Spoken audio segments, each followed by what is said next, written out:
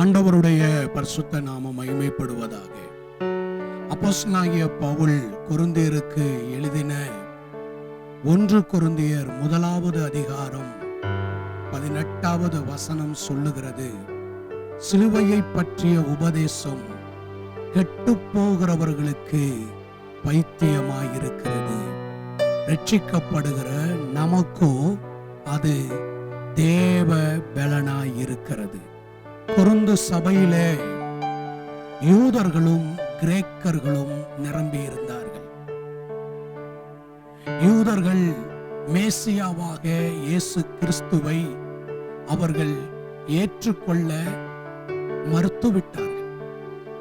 காரணம், யூதர்கள் மேசியாவை சர்வ வல்லமையுள்ள தேவனாக, ஒரு பெரிய ராஜாவாக, ஒரு பெரிய ஜெயத்தை கொண்டு வருகிறவராக, யுத்தம் செய்து தங்களுடைய ஜனங்களை, யூத ஜனங்களை ரட்சிப்பார் என்று அவர்கள் எதிர்பார்த்து கொண்டிருந்தார்கள். ஆகவேதான் இயேசு கிறிஸ்து ஊழியம் செய்த நாட்களிலே இயேசு கிறிஸ்துவினுடைய ஊழியத்தின் மூலம் நடக்கப்படுகின்ற ஒவ்வொன்றையும் கண்டு, சிலர் இவர் தேவனுடைய குமாரன், சிலர் இவர் தீர்க்கதரிசி என்று ஒவ்வொருவரும் ஒவ்வொரு விதத்தில் சொல்லிக் கொண்டிருக்கும் பொழுது, இயேசு செய்கிற ஊழியத்தில் எல்லாம் யூதர்கள் பரிசேயர்கள் வந்து இயேசுவின் இடத்திலே அடையாளத்தை கேட்டார்கள். நீங்கள் வேதத்தில் பல இடங்களில் நீங்கள் பார்ப்பீர்கள் என்றால், இயேசு செய்கிற அற்புதங்களை கண்டு, இயேசு தருகிற விடுதலையை கண்டு, நீர் தேவனிடத்தில் வந்தவர் என்றால், நீர் தேவனிடத்திலிருந்து வந்தவர் என்பதை நாங்கள் விசுவாசிக்கும்படி, நீர்தான் மேசியா இரட்சகர் என்பதை நாங்கள் விசுவாசிக்கும்படி எங்களுக்கு வானத்துல ஒரு அடையாளத்தை காண்பித்தருளும் என்று சொல்லி கேட்டார்கள்.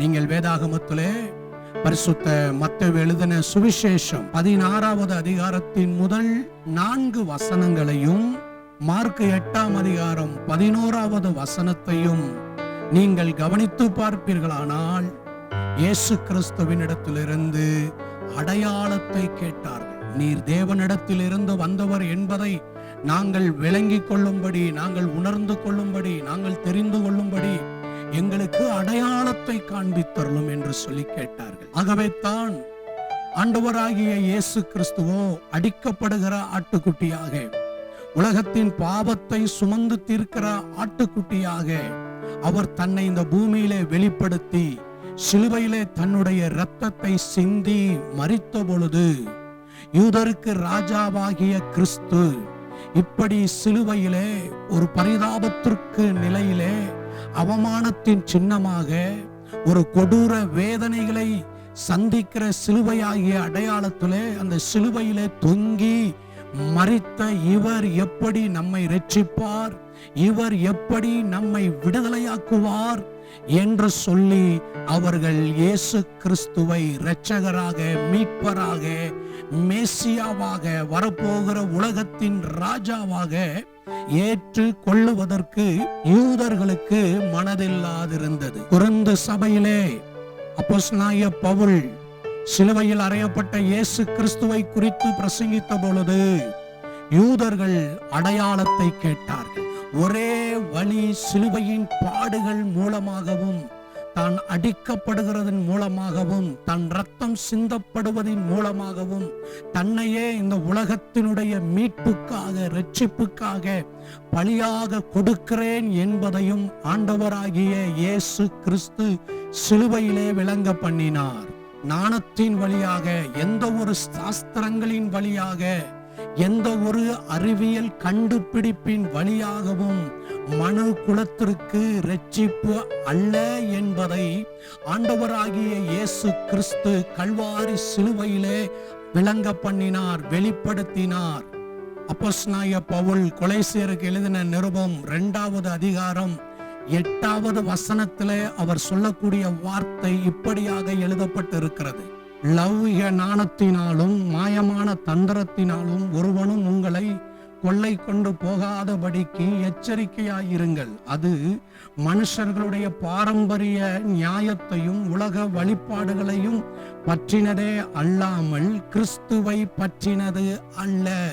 பவுல் குறிப்பிடக்கூடிய வார்த்தை லௌகிக ஞானத்தினாலும் மாயமான தந்திரத்தினாலும் ரட்சிப்பு அல்ல, விடுதலை அல்ல. லௌகிக ஞானத்தினாலே ஒரு மனிதன் பாவத்திலிருந்து சாபத்திலிருந்து விடுதலை பெற முடியாது என்பதை பவுல் இங்கு குறிப்பிட்டு சொல்லுகிறார். அங்கே பவுல் குறிப்பிடக்கூடிய ஒரு வார்த்தை லௌகிக ஞானத்தினாலும் மாயமான தந்திரத்தினாலும் ஒருவரும் உங்களை கொள்ளை கொண்டு போகாதபடி. அப்படி என்றால் அங்கே ஒரு ஆபத்து இருக்கிறது என்பதை ஆண்டவருடைய வார்த்தை விளங்க பண்ணுகிறது. பவுல் சொல்லுகிறார், லௌகிகமான ஞானத்தினாலும் மாயமான தந்திரத்தினாலும் ஒருவரும் உங்களை கொள்ளை கொண்டு போகாதபடிக்கு எச்சரிக்கையாயிருங்கள். மனுக்குலத்திற்கு, தேவனுடைய சபைக்கு, தேவனை ஆராதிக்கிற பிள்ளைகளுக்கு பவுல் ஒரு எச்சரிப்பை கொடுக்கிறார். இங்கே சொல்லப்படுகிற வார்த்தை நீங்கள் எச்சரிக்கையாக இருங்கள் என்று சொல்லுகிறார். எப்படிப்பட்ட வார்த்தையை சொல்லுகிறார்? உங்களை கொள்ளை கொண்டு போகாதபடி. எதினாலே? மாயமான தந்திரத்தினாலும் லௌகிக ஞானத்தினாலும் நீங்கள் கொள்ளை கொண்டு போகாதபடி, அடிமையாகி போய்விடாதபடி, உங்களை அடிமையாக்கி விடாதபடி அவைகளுக்கு எச்சரிக்கையாயிருங்கள் என்று. இன்றைக்கு தேவனுடைய பிள்ளைகளாகிய நாம் லௌகிக ஞானத்தினாலும் மாயமான தந்திரங்களிலே கொள்ளை கொண்டு போய் விடாதபடி, வஞ்சிக்கப்பட்டு விடாதபடி, ஏமாற்றப்பட்டு விடாதபடி. இது எப்படி ஆகும், அது எப்படி நடக்கும், இயேசு எப்படி சிலுவையில மரிக்க முடியும், பரிதாபமாக மரித்தவர், அவமானங்களையும் நிந்தைகளையும் ஏற்றுக்கொண்டவர், எப்படி என் வாழ்க்கையை விடுதலையாக்க முடியும், என்னுடைய வாழ்க்கையை எப்படி ரட்சிக்க முடியும், எனக்கு ஒரு சுக வாழ்வை கொடுக்க முடியும், இது கொஞ்சமாச்சும் லாஜிக்கா இருக்கா அப்படின்னு உலக அறிவினால் நீங்கள் உங்களை வஞ்சிக்காதபடி, வஞ்சிக்கப்பட்டு போகாதபடிக்கு எச்சரிக்கையாயிருங்கள் என்று சொல்லி ஆண்டவருடைய வார்த்தை சொல்லுகிறது. லௌகிக ஞானமும் மாயமான தந்திரங்களும் நம்மை கொள்ளை கொண்டு போய்விடும் என்று மாத்திரமல்ல, அது கிறிஸ்துவை பற்றினது அல்ல என்று சொல்லி ஆண்டவருடைய வார்த்தை சொல்லுகிறது. அது மனுஷர்களுடைய பாரம்பரியத்தை உடையது என்று சொல்லி ஆண்டவருடைய வார்த்தை சொல்லுகிறது. அந்த விலையேற பெற்ற ரட்சிப்பை குறித்து நாம் எச்சரிக்கையாயிருக்க பரிசுத்த வேதாகமம் நமக்கு வற்புறுத்துகிறது. தேவனுடைய தெய்வீக ரட்சிப்பை உலகத்தினுடைய அறிவினாலும் சொந்த பகுத்தறிவாலும் ஆராய்ச்சி செய்யக்கூடாது. இன்றைக்கு அன்றைடத்துல நம்மை ஒப்பு கொடுப்போம். சிலுவையை பற்றிய உபதேசம் கெட்டு போகிறவர்களுக்கு பைத்தியமாயிருக்கிறது. ரட்சிக்கப்படுகிற நமக்கோ அது தேவ பலனாயிருக்கிறது. உண்மையான ஞானம் என்பது பரத்திலிருந்து வரக்கூடிய ஞானமாயிருக்க வேண்டும். அன்றைய வார்த்தை சொல்லுகிறது, உண்மையான ஞானம் என்றால் என்ன? நீதிமொழிகள் 1வது அதிகாரம் 7வது வசனம் சொல்லுகிறது, கர்த்தருக்கு பயப்படுதலே ஞானத்தின் ஆரம்பம் என்று. ஆகவே இன்றைக்கு நான் ஞானமாக பேசுகிறேன், ஞானமாக யோசிக்கிறேன், அறிவாக நடக்கிறேன், புத்தியாக நடக்கிறேன் என்று எண்ணாதபடி ஞானத்தினுடைய ஆரம்பமே கர்த்தருக்கு பயந்து நடப்பதே, கர்த்தருக்கு பயந்து ஜீவிப்பதே, கர்த்தருக்கு பயப்படுதலே ஞானத்தின் ஆரம்பம். ஆகவே இன்றைக்கு நம்மை ஆண்டவரிடத்துல ஒப்பு கொடுப்போம். பலியானார் என்பதை விசுவாசித்து இன்றைக்கு நம்மை ஆண்டவருடைய கரத்துல ஒப்பு கொடுப்போம். அன்பின் நல்ல ஆண்டவரே, நீர் எங்களுக்காக சிலுவையில் பட்ட பாடுகளை நினைவு கூறுகிறோம்.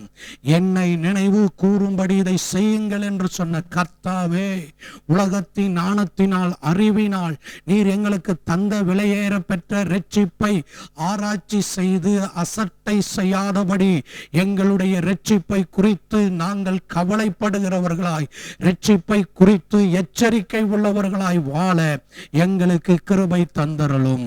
இயேசுவின் நாமத்தில் பிதாவே, ஆமென், ஆமென்.